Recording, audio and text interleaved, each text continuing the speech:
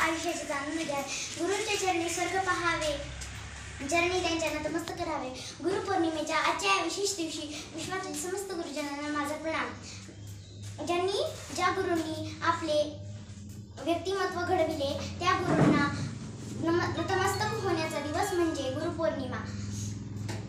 भारतीय संस्कृतीमध्ये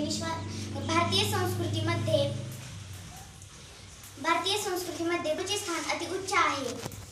आपल्या शास्त्रामध्ये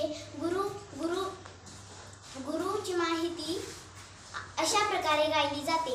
गुरु ब्रह्मा गुरु विष्णू गुरुर्देव महेश्वरा गुरु साक्षात परब्रह्म तस्मै श्री गुरुवे नमः।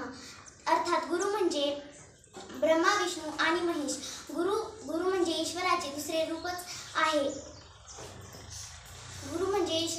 रूपच आहे। आषाढी शुद्ध पौर्णिमेला गुरुपौर्णिमा साजरी केली जाते। येथे बसलेल्या सर्व माझ्या गुरूंना माझे खूप खूप आणि गुरुपौर्णिमेच्या हार्दिक शुभेच्छा।